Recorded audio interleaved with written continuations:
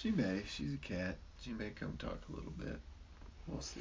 That's perfectly fine. Dude, I was doing a YouTube video the other day, reviewing a designer fragrance, and she walked in the room, and I just knew that she was gonna meow, and so I was like, "Hey, how you doing?" She was like, "Meow, meow," you know. And she's very conversational, so she'll meow and she'll expect you to meow back or talk. Yes, And yeah. as soon as you're done talking, she'll look like she's thinking, and she'll meow back at you, and it's just like it's so addicting. There's like a single dude walking around the house. I talk to the cat a lot. You talk to the cat a lot. I don't have any pets right now. Oh man, they can be I used really to have- good, but it's always weird and sad and happy. It's in balance. You know what I mean? We had a cat that oh man, when we moved here, ran away. Oh. Yeah. It's like I like it here. Yeah, she was like well, we were going to be staying with a friend for a little bit who had a dog, and they were still kind of edgy, about each other. Yeah. But she had a rough ride over too, Yeah. and so that didn't help a lot. And so when almost as soon as we got here, she spooked, and we couldn't find her. But that was, oh man, it's been 3 years now. Yeah. That's crazy. 3 years. We have roommates and stuff, Oh, excuse me. Yeah. I mean, there's definitely some interaction around with the people around me. I mean, they're not pets, My cat, we used to have 2 cats, and one of them died a couple months ago. And so now it's just me and this one. And, I feel like she's sort of lonely sometimes. And ever since her little friend died, she's been sleeping on top of me. Where she used to sleep? Just like wherever, like way off to the side of the bed or something. But not on. Yeah, okay. And all of a sudden it's just the 2 of us in the house. You know what I'm saying? So it's just become this kind of beautiful but sad thing, and it has not helped me sleep. You know what I mean? But it's just that's why my face is aging so quickly all of a sudden. I'm not sleeping very well, but she's a great cat, and I love connecting with her, letting her know I'm not going anywhere and all this, except for tomorrow, because I will totally leave town for a week. I have to go to Texas tomorrow. I get to go to Texas tomorrow, is what I mean to say. Yeah, well, I'm so used to saying it the other way. That's not how I really feel. I've never been to Texas. My sister used to live there. I don't know if she's still living there, actually. She might still be living there. I have to It's check a with her. great spot if you got people you love there. I think. If there weren't anybody that I loved there, I probably wouldn't go. Is it as dry as Colorado is? Or drier? I think it's drier. Drier? Or wait a minute, let me see here. No, I think we're drier here. I think they're a little I was going to say, bit more because humid. they've got, I guess it would depend on where you're at in Texas. Yeah, where I'm from is in Lubbock, Texas. And it's in the top panhandle part of Texas. So away from the water. Way far away from the water. Very much on flat surface. The famous musician Jimmy Dale Gilmore once said it was like growing up under glass at the end of the world. And I think that's pretty much right. Terry Allen, another songwriter from that area, Terry Allen used to say, Lubbock is so flat that if you stare hard enough into the distance, you'll see the back of your own head. Wow. Wow. That's dude, oh man, that's not no good. That's just a beautiful, I don't know, man. That's a great way to put that, though. Yeah, let me tell you the positive thing about it, because I spent a lot of time in my career talking about the negatives about that town. One of the positive things about it is because it is barren, and because there isn't a lot of natural geography, it's just flat and hot. Yeah. And all the trees that are there got put there on purpose. You know what I mean? Well, that's not entirely true, but you get the idea. It's a little bit like Kansas. Parts of Kansas are like that. That's all kind of part of the Great Plains, I guess. But it's flat as fuck, dog, and not a lot of natural beauty. That sounds like a negative, but here's the silver lining. For an artist who has sort of a craving for beauty. Mm-hmm. You're forced to create it yourself.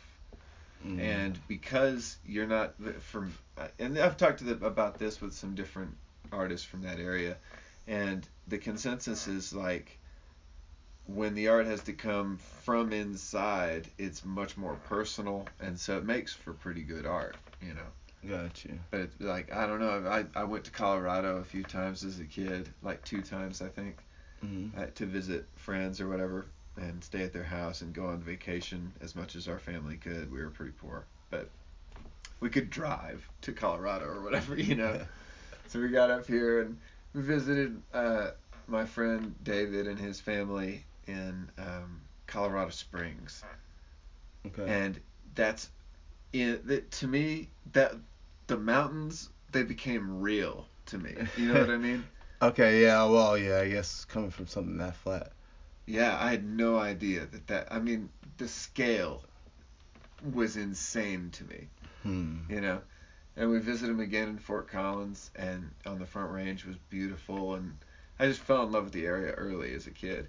So when I became a man, I was like, all right, I gotta strike out on my own. I'm going on a journey, an artistic journey, and you can't, when you're going on a journey, you can't fucking stay home. No, Or I couldn't for my journey. And so I came to Colorado because I'm super inspired by it, by beauty, you know, and I just want to be immersed in it all the time. That's why I'm into the weird designer fragrance shit too. I had never been to Colorado before I came out here. Oh really? No. You before you moved here? Yeah, before I moved here, never been. What? Yeah. All right. So let's tell that story. So, oh man, so guy who used to work, I used to manage a pizza shop in Virginia. Okay. Guy used to work for me there, decided to book it out here. You managed a pizza shop. Let me digest that for a second here, Greg. Mm-hmm. So, what did you look like? Did you have Well, long I guess hair, managed short hair? managed the kitchen in the pizza Okay, shop. you were in the back. So yeah, so I was like You're like putting pizzas together. I had just started growing my hair. Yeah. Okay, so short hair. And you are how old at this stage? At that stage, I was, I guess, 25, 26. Okay. Back there, you're running the joint kind of in the back, and you're, you know, making pizzas. That's a good time. It seems like an easy job that you can kind of just write tunes while you're working and kind of thing, right? Well, yeah, except for managing gets kind of hectic, so there's yeah, not a lot of... Not a lot of downtime. No. Ah, that's a drag. I've always avoided management positions. Yeah, they're not I wasn't too happy with it, but the guy who used to work for me, he wasn't too happy with his position either, so he came out here. Huh. And he knew that Thomas and I had been looking to get, my cousin and I had been looking to get out of Virginia into a new place, new scene. We had been looking out west. Neither one of us had really been. I think Thomas had been on like a trip or something like that, but I had never been further than the Mississippi really. Mm-hmm. So anyway, so he calls me. He's like, texts me. He's like, hey man, you guys would love it out here. There's a thriving music scene. I know that's what you're looking for. You should come on out. I think that was in like July. Was he saying like Boulder County? So he was living in, where was he living? I think he was living in Gun Barrel at that time. Okay. But yeah, so in this area. So he was like, yeah, you should come out. It's a good music scene. Because we were living in a really small town. And it was like there was only like two places to play music. There was a theater and a McAdoo's. And it was like, it was not a good look. So we were looking, and we couldn't really find people who wanted to play the type of music we wanted to play. Yeah. So he told us that, it was a place to come on out. And we came out, and like he told us that in July, I feel like. No, it might have been August. But we came out sometime in mid-October, so early October. Wow. And what did you think when you rolled up on this view of the mountains in Well, Longmont? yeah, that was quite, because I mean we were living in the Blue Ridge Mountains, but that's not the same as the Rockies. No? What do you think tell me about that. The Blue Ridge Mountains, I mean, they're smaller. Hmm. Way smaller compared to the Rockies. And they're not as rocky, I guess. No, I mean, they don't remain. Unless you're at the really high places, the place we're at, they don't remain like snow cap. Interesting. There's no, yeah. Yeah, there's probably snow on the mountain right now. Maybe not. I'm sure there's probably somewhere, There is, some right? one mountain. Yeah, there's probably something. Just yeah, it's not. Yeah, they're way higher here. The altitude is way higher. Yeah. But yeah, it was just a great view though, because it's you don't get that kind of expansive view of the Blue Ridge Mountains. They're more obscure. There's a lot more. It's a lot more rolling. You know, Oh, I a see. gradual build, I guess you'd say. More trees. You don't really notice it as much unless you're like have a more aerial view of it. Interesting. At least that from my experience. Because these mountains, dude, you go in them, you could get lost up in there, man. Oh, I remember when I first toured here, it was 2007, July of 2007. And I was, how old was I? So I'm 33 now. It's 2018. I must have been, my guess, 21, 22, something like that. I'm not going to do the math. I just don't care. And it's not part of the story.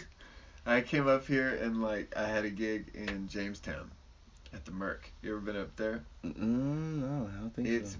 way up there, man. Or it felt like it, certainly to me. It's not that far into the mountains, but for a flatlander like me, dude, it felt like I was in the middle of a closed space, of mountains. And I was overwhelmed with the beauty. I just barely smoked weed back then, and so I was just hanging out and I went to Jamestown and they let me they were like, oh, camp out on the thing if you want and take a bath in the river if you want. And I was like, ooh, okay. I totally did. And I got the soap out. I got a full on bath in the fucking river. That's I don't. It was the shit. Was it cold? Oh yeah. Yeah. Oh, it was cold. I can't stand a cold bath. But for a story though. Yeah, that is a good story though. And for the fucking experience itself, it was beautiful enough. But to be able to look back in your life and remember, I remember what it felt like because it was super extreme because it was cold. And it wasn't bone chilling, but it was definitely ice melt. Is there ever a time you'll take a cold shower? Yeah. I'll sometimes especially during the day when I take a morning shower, sometimes I'll hit it to the cold side for a little bit just to kind of normalize my body temperature and fully wake me up. And oh man, it's refreshing when you take a super hot shower, you're shaving and everything, getting all comfortable. I also want to close my pores at the end of the process. Gotcha. So sometimes that's or when it's a fucking hot bath. I think the only time I've really taken a cold shower is coming straight in from a football practice or something like that. Totally. Then and even then it's only for a couple seconds. Yeah. And it's all right, now this has got to stop. Same kind of deal, because you want to cool the body down and then you want to rinse the shit. I feel like I don't get clean unless I get the water hot, of course. Yeah, that's the problem for me. Yeah, so I want to get start clean. freezing the dirt up on your body. I would never take a full-on cold shower. I'm not a high schooler. I mean, I know some people who do. It's weird to me. Not for me. That ain't gonna happen to me. For a minute, I'll turn it on for I don't know. And it won't, not all the way cold either. Just to the point where it's almost uncomfortable, just enough to where I can feel my skin kind of closing up. Where you're all right, that's yeah, and it just wakes me up, and my brain goes, oh God, feels pretty good. Gotcha. I'm into it. So. Trying to think about do you start in the middle of the shower or do you start at hot? If you or normal. End, dude. I'll do it at the end. Podcasting. I do it at the end of the process. I'll take a crazy hot shower. And then I'll wash all to the feet and whatever. And then I'm hot and loose and everything, and I want to because then I get the effect that you were getting after the football game. I'm hot. Yeah. I want to cool down. Well, I'm saying on a normal, if you're just on a normal shower, or do you do that not every time. Okay. It's fully not, dude. No. I do it to like wake my brain up. Gotcha. So it's Okay. for a purpose. You know, it's not just random. Okay. Yeah, I can. Yeah, that's I guess I know people who used to do it all the time, Yeah. and I was just like, I looked at them like they were just strange beings. It's just like I don't know how you. Yeah, like pretty much all my showers are pretty cold. I'm like, oh, that just seems weird, That man. doesn't seem clean. I don't know. Yeah, I thought. Yeah, that's the other thing about it. It's like, isn't hot water better for sanitary? Although they do say that because it's got to be at a certain temperature to kill bacteria and stuff. Right. But I don't know what that temperature is. It's not cold. It's definitely not cold. So it's like, somebody's just not getting clean. So Or like they're using soap or something. It must do something. It must do something. To rinse off. yeah, I'm sure it does. That's probably not It's as not good as as a hot efficient. shower, No. dog. No way. And like, your ancestors would shit in your face if they knew you could take a goddamn hot shower. At the turn of And this you're little like, twisty knob things. If you could take a cold shower, your I'd be ancestors furious. furious, dude. I don't want my ancestors Just- to die Just in doing vain. barrel rolls in the grave. Yeah, dude, that's right. And because like, back in the old west, it's like everybody takes a bath in the same fucking thing while it stays The hot bath was Fuck like that was like the premium treatment, the Right. VIP. Game of Thrones style, Yeah, the It's like only rich motherfuckers. sheriff got it. Yeah. Yeah, right. So like, you can get it every day now, and you're like, I don't think I will. You don't want to waste water. That's one thing, But like, Oh, man. as long as the fracking companies are like using it to like poison it and then shoot it into the earth, I don't know. I feel like I'd take a bath. That's where I'm at with it. I'm sort of a man, defeatist on some like- of that shit. Oh, like how good how much can we really do for? Yeah, or like, yeah, basically. Yeah, that's basically what I think. It's like, I wonder how much an individual can really. It's good to everybody moderate, I guess, is really the thing. But we might be too late for the water. Why can't we just 3D print it, man? 3D print the water. Scientists have started 3D printing water molecules. I've been drinking these seltzer waters all summer long, dude. It has just been hitting the spot. Like I never was a seltzer water kid. Like, well, I either. feel like it's a grown up kind of more Totally. like Because they have to do acquired it. taste kind of drink. Yeah, maybe it is. It's subtle. It's water. It tricks my brain into thinking like, I'm getting a treat. But another part of my brain goes, you're drinking water. You're drinking water. I gotcha. Because it's so easy to just drink coffee in the morning and then switch to beer in the afternoon. And in Longmont, that's really easy to do for me. It's I think that's becoming increasingly easy for a lot of towns across America. Yeah, so I'm just trying to put the water in the system, It is. I think. Well, my mom always used to tell me how important water was, and I always underestimated like just how important it was to keep the body hydrated. Yeah. And what exactly the effects are when your body is dehydrated. Oh Right. man. Especially I think as you grow older and your body isn't as young and as able to like just handle with differences and in the actual situation, you start to notice it a little bit more than when you're younger and you can just run around a little bit. You might be able to run around while you're dehydrated and not feel nauseous or get a headache Yeah. but now I start to notice those things. Plus the altitude I think made me more conscious of Yep. That's real, dude. Yeah, I'm trying, man. I want to drink more water. This matter of fact, when I go back to Texas tomorrow, Mhm. I think I'm going to, of course, not smoke any marijuana because it's illegal in Texas. And for the first time, I want to honor that. Hey. And I'm not going to smoke any weed while I'm down there. And my intention is to not drink any alcohol while I'm down there. And Okay. furthermore, maybe not drink any coffee while I'm down there. Oh, okay. You know what I'm saying? Going the full cleanse. The trifecta. The dude. trifecta cleanse? I'm gonna try and get the trifecta. So that is my So intention. just be all river from the Rio Grande. Yeah, it'll be like water from the Ogallala Aquifer, I believe. and oh man, I'm sure it'll be fine. You know, no real big deal. But like, I haven't done that in a long time. You know what I mean? Really not just been not on indulged anything. in. And those are the drugs I take. It's a you good. know? It's a good thing to do. It's I guess reset. It's been a long time for me. And so I'm publicly saying that my intention is to do that. And next time we podcast, I'll be able to talk about what I learned from times when I fail. Yeah, you'll have to talk about the changes. Yeah, you'll definitely have to talk about whatever. I hope I won't fail, but it seems possible. Yeah, it seems pretty possible. It seems pretty possible. Yeah. So you're going down there for a week? Yeah, I'm going down for 7 full days. Like, how long is that drive?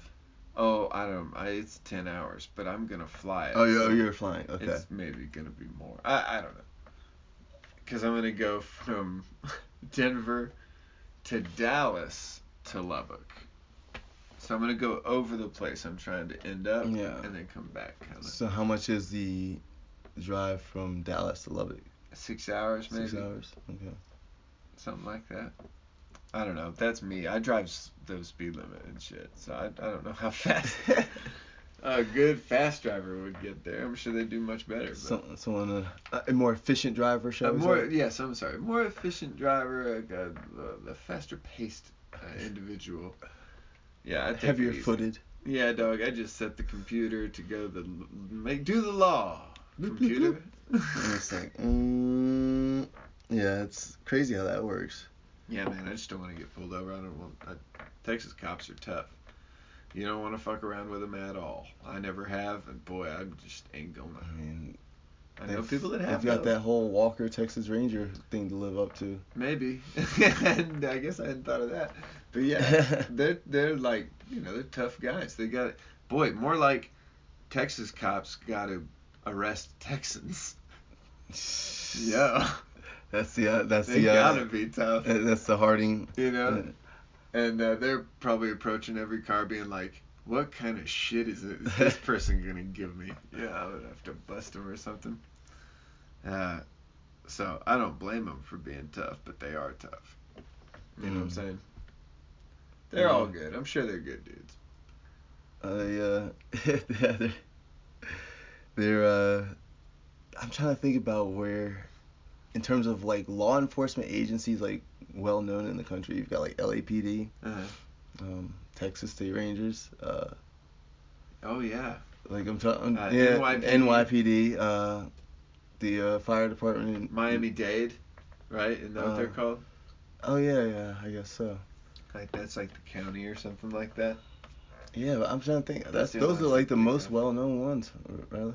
Like I can't think of any other. There's nothing in DC. In like pop culture, you mean? Yeah, well, like where you think about like it's like they just show up in the news like a lot, or. Oh, I thought you meant like shit that I hear about in the movies. Like, well, yeah, like I mean like that too, that kind of adds to the lore of it, but. Yeah, because when I imagine cops kicking in the door, I hear shit like NYPD or LIPD or whatever. But yeah, the mix of like, yeah, they're often used in the media and they're often portrayed in real life events too. Yeah, that's right. Because those are population centers, I guess, and so of course a lot of the stories come from there. Very big cities, even if the crime isn't like as big as something that happened in Chicago, they're going to be well reported because it's L.A. Yeah, and like of course they make the news a lot because the news is all about shit that happens between people. They never make the news about like. Yeah.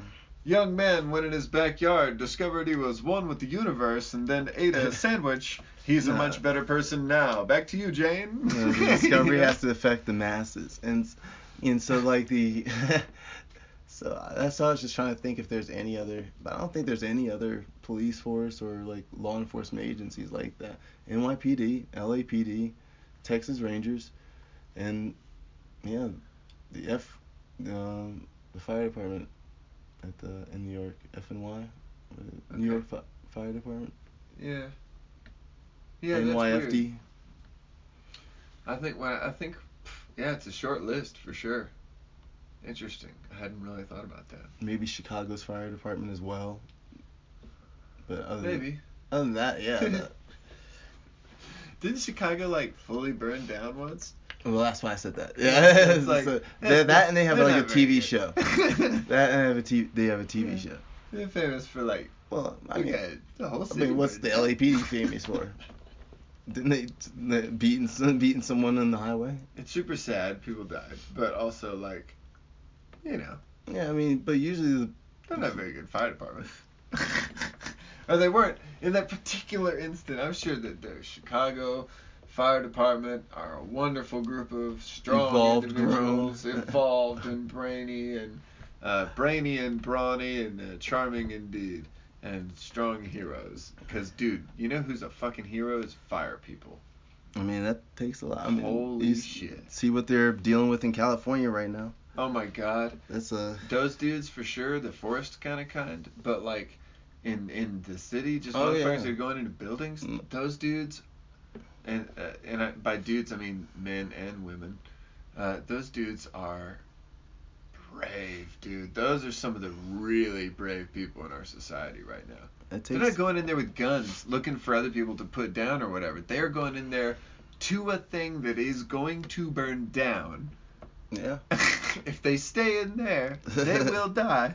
Not knowing what kind of a gas line might be exposed. No or, shit. But just It's going in scary. there to either put it out or save lives. Did you ever see that movie Backdraft?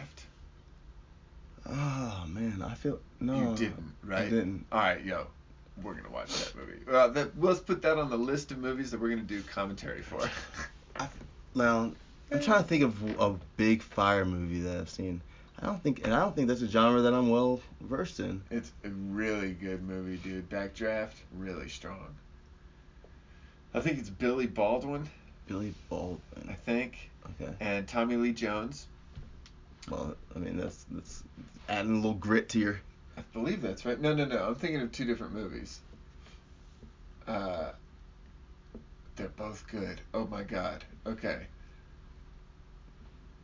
Oh, my brain can't do it. Backdraft is the one I want to talk about, but there's another one where like it's more of a bomb movie.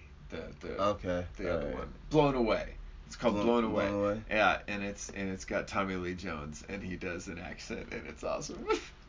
It's a good movie. Wait, what kind of accent is this supposed to be? Irish. Oh god. It's good. Oh. I can't remember his name. It's all about the IRA, and they're like the Irish mob or some shit. No, that's not really right. They're freedom fighters from Ireland, and they're terrorists and shit basically. But in the other movie with Billy Baldwin, that's Backdraft. That's the one where like this dude sets up arson shit to burn. It's like a bomb, but it starts. It's like a fire. trap. Yeah. Okay. And a backdraft, I guess, is like when you have a fire that's just smoldering and ready to really go off, but then you introduce air to it. Oh yeah. So like, in other words, you open the door, door. and then it goes off like a bomb. So that's what that movie's about. That's why. What are you I supposed guess. to do in like that situation in fires? Because I remember reading something about that, where you're supposed to do something with doors or like open them carefully or something like that. No idea. Like I can't remember that part of the movie. Like, are you supposed to open them slowly, or is it like it's not? Like you Because just you can definitely do it, don't just walk whip away. open the door Yeah, and you just walk away. Now you kind of like, I don't know, what would you do? What could you even do? You basically just like, you have to either, Yeah. any oxygen you put in there, the fire's going to eat. Yeah, It but so becomes you would want to fire. slowly introduce it, right? Yeah, I guess. Crack open the door, like, I mean, I don't know what the fuck that does. Because eventually, like, it's an oven, and so, like, the walls are just going to, like, fry, and then eventually they're going to be, right? yeah. But if you're in there, you gotta find a way to get out. Oh. Yeah. Oh, I think you're DED at that point, dude, because all the oxygen's gone. So like, cause knowing that when you open the door, like there's gonna be oxygen introduced. Like how would you you'd have to just like slowly open it. Assuming But you're then in you- a suit that has the oxygen that you need to survive, and that suit is not melting because of the fiery room you're in, I would say just stick it out. Just You're in a stick it cool- out. You're in a good suit. You know I what don't think mean? those suits are like To be alive, to be alive in the room trying to make that decision, you already are in a good situation. I don't think that's the definition of a good situation. Because you got a mask on or some shit, you got a suit on or something like that. Cause you're running out of air. Yeah, because there's no air in the room, or else there'd be fire. You know what I'm saying? So it's like everybody's fucked on that. Which is sort of a cool dynamic. That fire eats air. Yeah. You know, and so feeds off of It's fucked up. Water and air are super interesting things to me. When I'm super stoned in my back garden, I think about like water. I'm watering these plants. It's like a blank canvas of that everybody can use to stay alive, you know, and use to in its own form and whatever. I drink it too, you know, and I turn into a human more, and the flowers turn into more flowers, you know. Yeah, I mean, oxygen has a very, I guess, important, you know, balancing, you know, factor and all that, you know, whether it's something that gets fed on or something that kind of is necessary for the compound in terms of, in regards to actual water. But oxygen is, the O is pretty big. Yeah, man. Something I never put much thought into. Boy, since I've started gardening, I've really gotten into what life needs, you know, and like I've really kind of just watched these plants develop, and then I wonder if they'll make it. Now they're overgrowing their beds and all this. It's just, boy, it's really beautiful, and it makes me think about the basics, you know. And so that's why I make, you know, my paintings especially are about stuff like that, you know, the present moment or mystery or something like that, or just beauty capture. But I'm doing a new painting right now. Here, I'll grab it real quick. You can see it. This is it's a painting of a big joint, and there's a dude who's throwing a frisbee off the end of the burning joint, and his dog is jumping after it off the edge to oblivion. Nice. And that's a painting to me about the present moment, you know, and that's the kind of shit I think about in the garden. You know, this is something that can only last for a minute. This is a little darker because there's a dog that's probably going to jump off a cliff, basically. But I've got other ones where, like, there's like a cabin and a tree and stuff, and it's built on this joint, but the joint's burning. But it's all in that, you know, there's some sort of semblance of the present moment. Yeah, because eventually that joint's going to burn down that house. You know, it's fucked. And it's just, but you're invested in someone built that house, you know, on the joint. I love painting because you can get such far out ideas. They're tough to explain even with poetry, you know. Yeah, well, I think the cool thing about both poetry and paintings is that uniqueness in terms of how someone sees them from perspective. Yeah. In terms of regards of like how someone is, even if just that day influences, you know, if that's the first time they see that painting or the first time, you know, just that they observe any really piece of art, it's going to kind of reflect a little bit from the day. Yeah. And that'll color whatever they're seeing. Yeah. And I always thought that is interesting. Their perspective is a super important part of it. The perspective in the moment of, I mean, you know, there's songs that I love that I've heard people say, the first time I heard this, you know, my boyfriend had just broken up with me. I hate the song. And I'm like, oh, well, I never would have, you know, I don't put those feelings with that song because in that moment wasn't introduced to that song, but just that in the moment kind of feeling that they have is always there for them, for that. Oh, because like they've got neural connections to it. It like evokes it every time. So yeah, that makes sense. Unpleasant, so it's something they can't just, even if it's the happiest of songs, they can't, it's not something they can just sit there with the windows down and really get into because it still evokes those emotions for them. That shit's real, dude. What you connect in ideas in your brain, it can fuck up. The most classic thing is sex. Fucks sex up for people because they make weird connections and, you know, or maybe, you know, were molested or something like that. That affects how they think of sex because they have different connections, you know. I just think that's It's, very I mean, natural. it's important. Like anytime something is introduced to someone, Mm-hmm. for the settings to be right. But I think we don't often think about those things. No. At least currently, in how we operate socially. We will. I think society's starting to think more about that stuff. That Me Too movement is real powerful.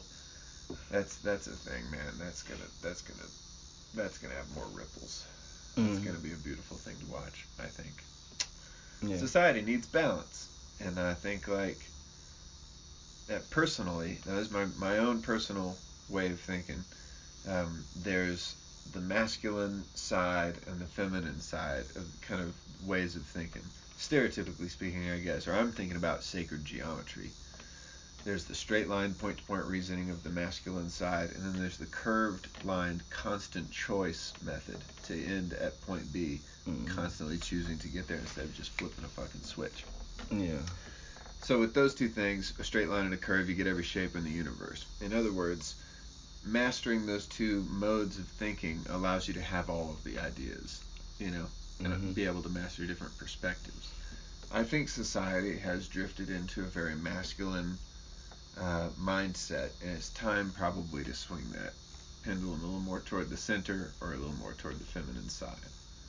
Well, like you said, balance is important, and that's, I mean, we've got to be, I think, just more balanced in general. Like you said, the Me Too movement is going to be a beautiful thing in terms of seeing how it kind of restores some of the maybe the basicness to some of the acidity that's been out there. Yeah, dude, the male dominance thing needs to be put in check in our society. That's just real. Alpha males need to fucking get checked. That's just how it goes. Society itself is going to balance out. I believe that. With the information age, everybody getting more equality of power socially, I believe that we're going to balance out. And I hope that we can not kill each other, before that. We're getting to a place where the world can change based on little decisions. A little tweet from this guy can start blah, blah, blah. Yeah. And so, we're in a very delicate place. And if we're still using masculine style point-to-point reasoning, we will miss opportunities in this phase of development. Whereas if we're using the feminine form of constant choice to arrive at point B, the curved line idea, I think that we're in a place where we need to really be thinking about the moves that we make as a society. We can't just let it happen and respond to it. You know what I mean?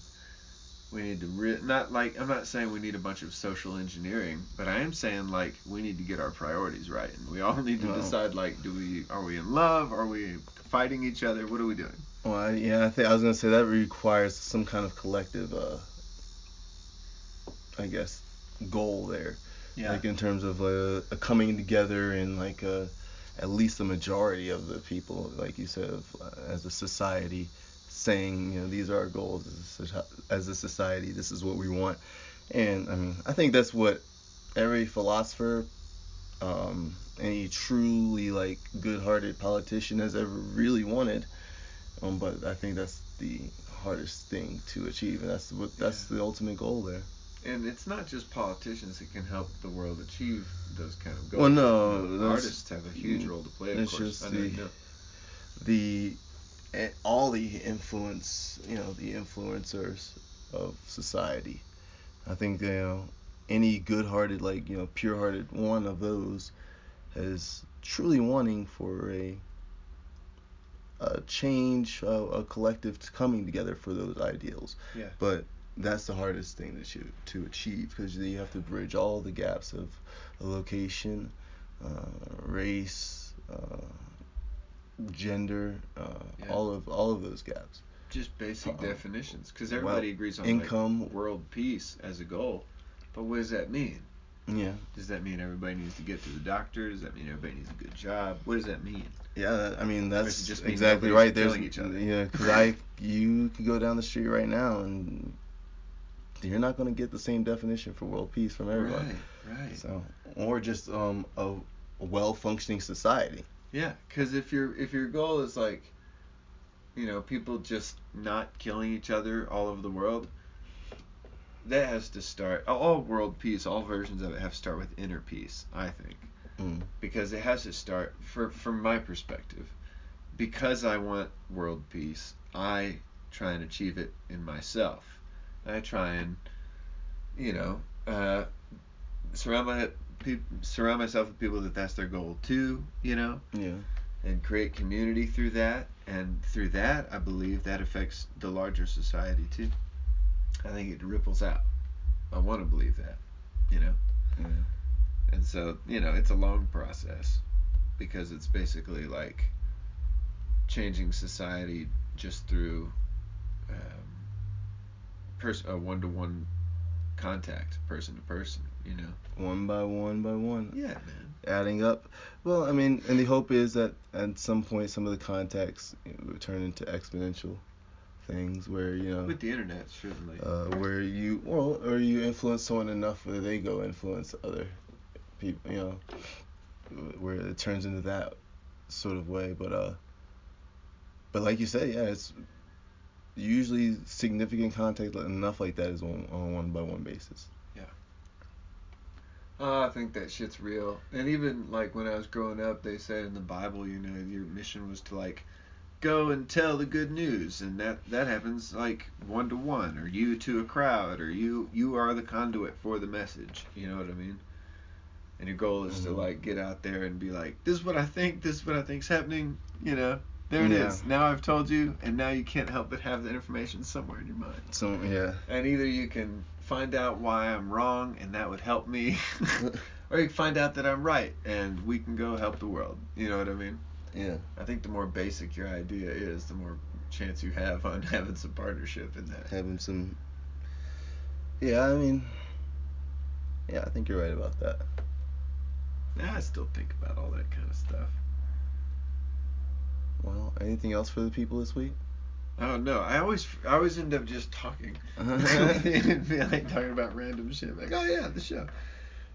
No, nothing else, I guess. I'll be going to Texas, so I won't be here next Monday. But when I come back, I should have a great, recapping style episode to offer.